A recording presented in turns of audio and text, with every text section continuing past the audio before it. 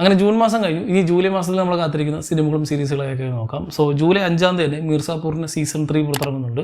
So കഴിഞ്ഞ 2 season അടിപൊളിയായിരുന്നു. നല്ലൊരു ക്ലിഫ് ഹാങ്ങർ എൻഡിങ്ങിൽ കൊണ്ടായിരുന്നു സീസൺ 2 അവസാനിപ്പിച്ചത്. അതിൻ്റെ കണ്ടിന്യൂഷൻ ആയിട്ടാണ് സീസൺ 3 തുടങ്ങുന്നത്. ആൻഡ് ഞാൻ വിചാരിച്ചത് ഈ സീസണോട് ഇവർ കംപ്ലീറ്റ് ചെയ്യുന്നുള്ളതാണ്. പക്ഷേ ഫൈനൽ സീസൺ എവിടെയും പറഞ്ഞു കണ്ടില്ല. സോ സീസൺ 4 ഒക്കെ ഒരുപക്ഷെ സാധ്യതയുണ്ട്. പക്ഷെ വലിപ്പിക്കാണ്ട് കഴിഞ്ഞാൽ മതിയായിരുന്നു എന്ന് തോന്നി. കാരണം നല്ലൊരു പോക്കാണ് പോകുന്നത്. പിന്നെ ഇങ്ങോട്ട് വലിപ്പിച്ചാൽ ചിലപ്പോൾ ബോറാവും.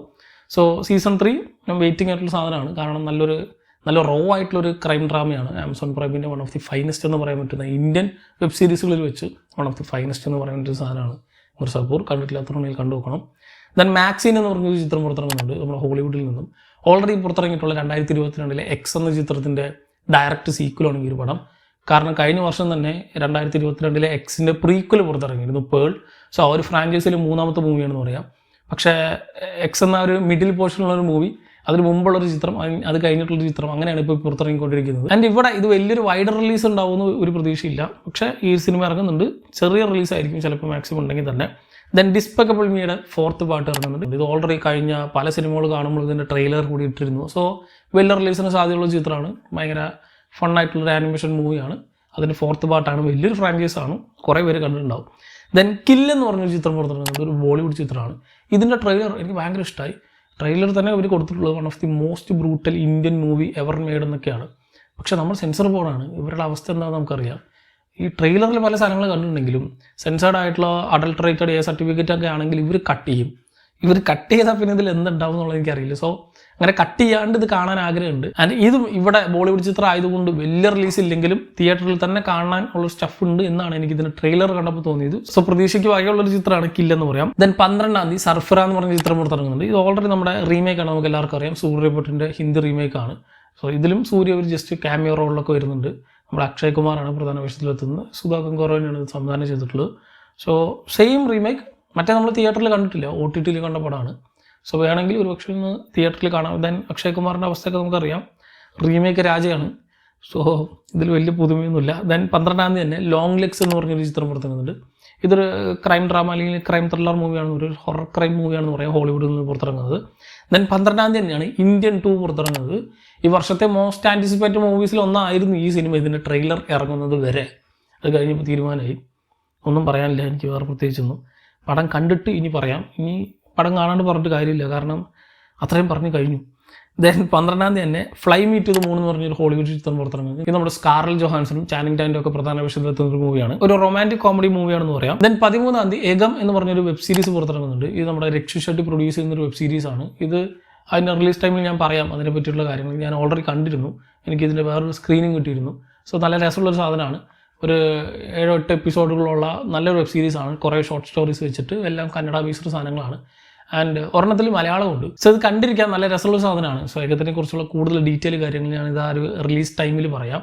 ദെൻ 18-ാം തീയതി ട്വിസ്റ്റേഴ്സ് എന്ന് പറഞ്ഞ സിനിമ പുറത്തിറങ്ങുന്നുണ്ട്. ഇതും ഹോളിവുഡ് ചിത്രമാണ്. 90s പുറത്തിറങ്ങിയ അല്ലെങ്കിൽ 96 94 പുറത്തിറങ്ങിയ ട്വിസ്റ്റർ എന്ന സിനിമയുടെ സെയിം റീമേക്കാണ് ഈ സിനിമ. പഴയത് അടിപൊളി പടമായിരുന്നു. പക്ഷേ മോഡേൺ ഹൈടെക് ഗ്രാഫിക്സ് ഒക്കെ യൂസ് ചെയ്ത് VFX ഒക്കെ യൂസ് ചെയ്ത് അതിൻ്റെ ഒരു റീടെല്ലിംഗ് ആണ് ഈ ഒരു സിനിമയിൽ. ആൻഡ് ഇതിൻ്റെ ട്രെയിലറും ഭയങ്കര പ്രോമിസിംഗ് ആയിരുന്നു. പ്രത്യേകിച്ച് IMAX-ലൊക്കെ കാണാൻ ഗംഭീരമായിരിക്കും എന്ന് തോന്നുന്നു. ദെൻ 18-ാം തീയതി തന്നെ ദോസ് എബൌട്ട് ഡൈ എന്ന് പറഞ്ഞൊരു സീരീസ്, ഒരു വെബ് സീരീസ് പുറത്തിറങ്ങുന്നുണ്ട്. ആന്റണി ഹോപ്കിൻസ് ഒക്കെ പ്രധാന വേഷത്തിലെത്തുന്ന ഒരു പീരീഡ് ബേസ്ഡ് സാധനമാണ്. ഇതിൻ്റെ ട്രെയിലർ നല്ല രസമുണ്ടായിരുന്നു. പീകോക്ക് എന്ന സ്ട്രീമിംഗ് പ്ലാറ്റ്ഫോമിലൂടെ ആയിരിക്കും ഇത് റിലീസ് ചെയ്യുക. ഇതിന് 10 എപ്പിസോഡുകളാണുള്ളത്. ഒരു പക്ഷേ ആദ്യത്തെ 1-2 എപ്പിസോഡുകളായിരിക്കും ഫസ്റ്റ് ദിവസം റിലീസ് ചെയ്യുക 18-ാം തീയതി. നമ്മുടെ ഓൾറെഡി നമ്മുടെ ഗ്ലാഡിയേറ്റർ 2 ഒക്കെ ഈക്വൽ തന്നെ വരാതിരിക്കുന്നുണ്ട്. അതിൻ്റെ ജസ്റ്റ് ഒരു വൈബിളുള്ള സാധനമാണെന്ന് പറയാം. സോ ആ ഒരു മോഡിലുള്ള പീരീഡ് സാധനങ്ങളൊക്കെ ഇഷ്ടമാണെങ്കിൽ കണ്ടുനോക്കാം.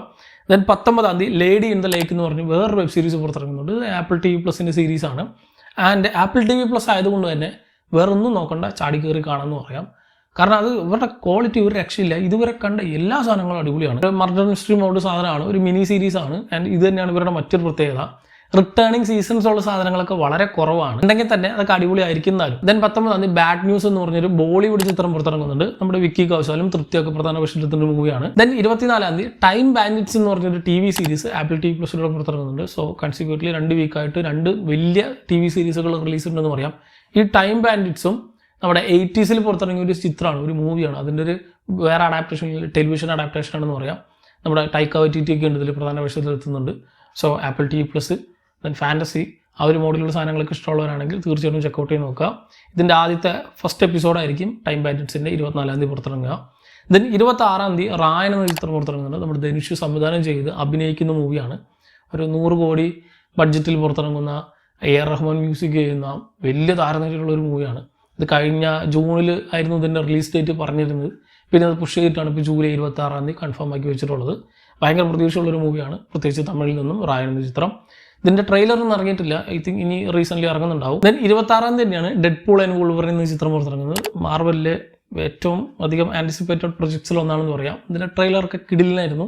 ട്രെയിലർ മാത്രമല്ല, സ്നേക്ക് പീക്കായിട്ട് ഇറക്കുന്ന കുറേ സാധനങ്ങൾ, ഈ TV സ്പോട്ടായിട്ട് ഇറക്കുന്ന കുറേ സാധനങ്ങൾ എല്ലാം അടിപൊളിയാണ്.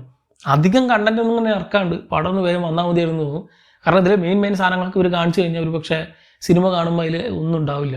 പക്ഷേ ഭയങ്കര പ്രതീക്ഷയുള്ള മാർവലിനെ ഒരുപക്ഷെ സേവ് ചെയ്യാൻ പോകുന്ന ഒരു കണ്ടന്റ് ഒന്നാണ് Deadpool and Wolverine. Highly anticipated. So ഇത്രയും സിനിമകളും സീരീസുകളാണ് ഈ മാസത്തിൽ പുറത്തിറങ്ങുന്ന വലിയ റിലീസുകൾ. സോ ഇതിൽ തന്നെ നിങ്ങളെ ഏറെ ആകാംക്ഷയോടെ കാത്തിരിക്കുന്ന സിനിമ ഏത്, സീരീസ് ഏതെന്ന് താഴെ കമന്റ് ബോക്സിൽ കമന്റ് ചെയ്യുക. മറ്റൊരു വീഡിയോയിലൂടെ വീണ്ടും കാണാം. നന്ദി.